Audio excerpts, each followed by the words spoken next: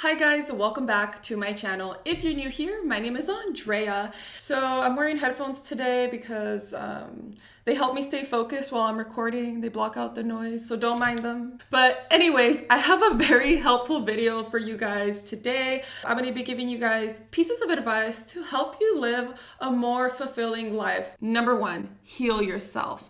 It's impossible to live your best life without first addressing any internal issues you have, like insecurities, traumas, and unhealthy behaviors. I think a lot of us don't realize that we have these issues, and we're also not aware of just how much these issues are holding us back. Maybe you have this really bad social anxiety problem, and it's holding you back from being able to talk to somebody you want to talk to. Maybe you have a very unhealthy behavior, like being aggressive, and it's making everyone run away from you. Or maybe you have an addiction that's taking up all your money, or you have unaddressed, childhood trauma that's making you really unhappy. You can't ignore these issues and still expect to live your best life. For the longest time, basically all my life, I had a huge low self-esteem problem that I just developed as a kid from not receiving enough validation, whatever. It was making me miserable. I was insecure in everything I did. And it also made me a terrible partner when it came to romantic relationships. It wasn't until, I went to therapy and I did a lot of self-reflecting that I realized, oh my gosh, this self-esteem issue is literally preventing me from being able to go after the things that I want. It's preventing me from being able to have good relationships with other people. I made it my goal to overcome it. And sure enough, my life has changed for the better. I can't emphasize enough just how important it is to break free from all these unhealthy emotional and behavioral patterns that we have, especially those that are rooted in the past. You don't want to bring, your issues from your childhood into your adult life. Healing from your issues and your traumas will bring you so much more clarity in life, because I feel like when you're dealing with a bunch of issues, you don't really know what you want in life. You don't really know what your interests are, because you're always spending so much energy and so much thinking on your issues. Please do yourself a favor and go heal yourself. And not only because you want to be a better person, but also for the people around you. You don't want to put your emotional baggage on them. Conquer loneliness. So I don't think feeling lonely is all about not having people around, because I definitely have had high quality friendships and people in my life and still felt lonely. I think there's another type of loneliness where you feel lonely because you feel disconnected to some aspect of yourself.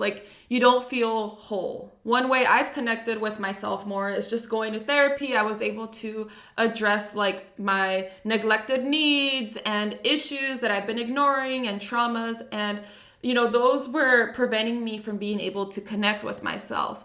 Another way to connect with yourself is engaging in a hobby or activity that gives meaning and purpose into your life. Ideally, this hobby or thing that you're engaging in should be something that you're good at, something that you enjoy doing. For me, it's making videos. I never thought I could find so much fulfillment in a hobby, but it is possible. So now I'm like, oh my God, if I'm single the rest of my life, I think I'm gonna be okay. I don't feel lonely. This thing that you're finding to give your life more meaning should be something that is not a person. You don't want to rely on somebody to give your life purpose. It needs to be something that is there for you when no one else is. And it's just not going to come out of the blue. You need to create it. Don't settle. So this is an important piece of advice that I learned from one of my best friends, because this girl does not settle for anything unless it's what she wants. And sure enough, she's living her best life. It is so important to not settle or lower your standards,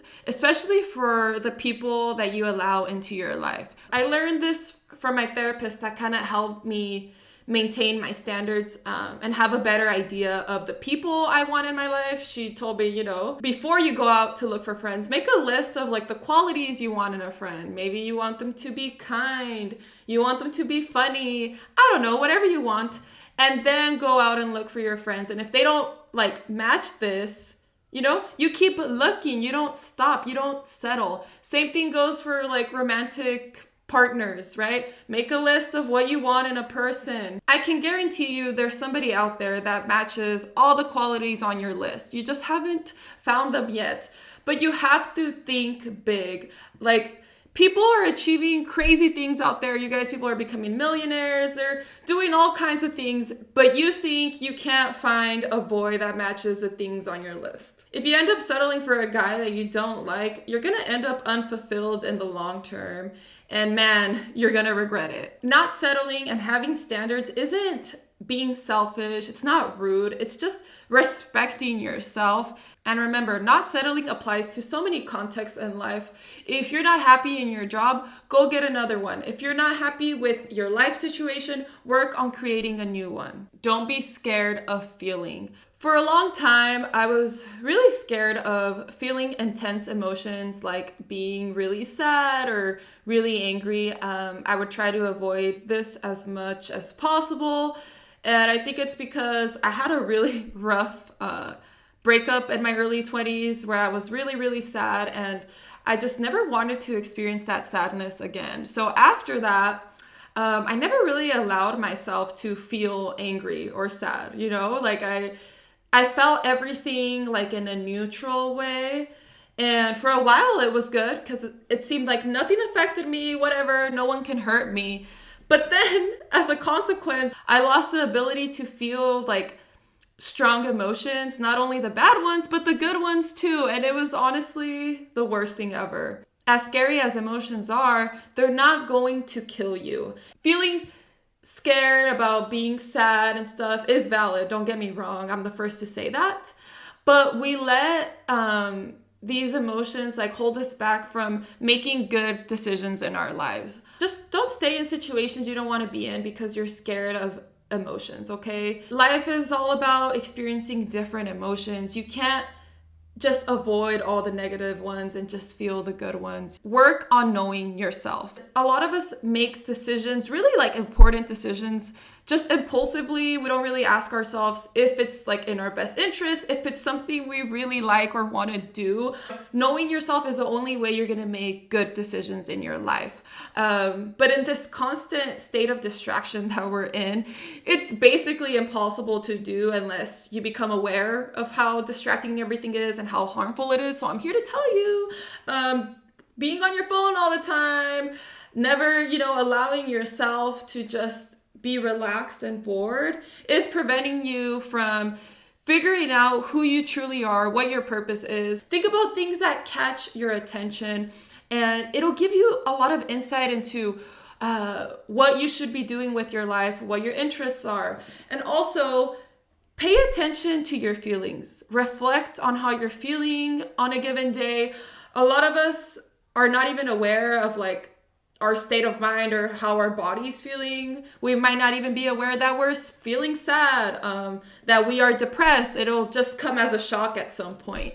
But you can avoid this by doing some reflecting on a journal. Like, you don't always have to go to therapy for these things. Ultimately, the better you know yourself, the better you'll be suited to make good decisions in your life and just have a more fulfilled life. Start living proactively instead of reactively. So naturally, most of us live a reactive lifestyle, which is just a life dominated by circumstances and opportunities.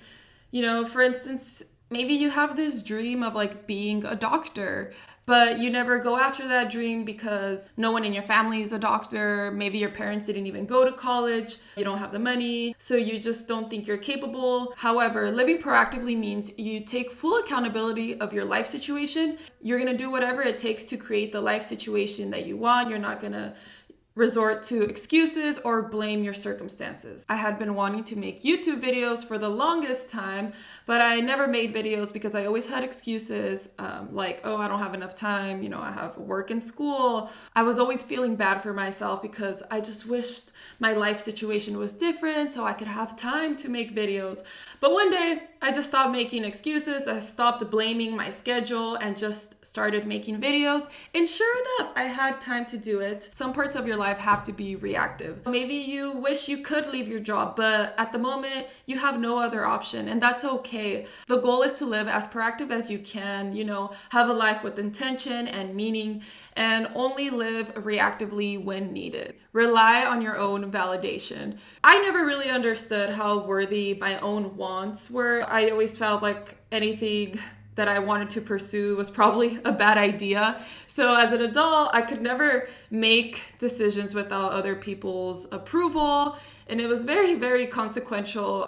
For instance, I was in a PhD program that I hated, but I never had the courage to leave it because anytime I discussed it with somebody, they would tell me like it's a bad idea. And I would trust their opinion more than my own. And eventually I did leave the program, but I should have left sooner.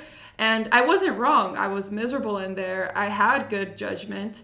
But I just needed someone else's validation so bad. It's important to take into account other people's opinions because sometimes they are valuable, but no one knows your situation better than you do. Living the life that you want isn't always going to be full of company and full of like praise and stuff, but it's so much better to live the life that you want, even if it's a little lonely, because funny enough, in the long run, people will respect you more for just living authentically. You will be more fulfilled. That is all I have for you lovely people. Thank you so much for watching. Let me know your thoughts down below on the video. I'll see you guys in the next video. Bye.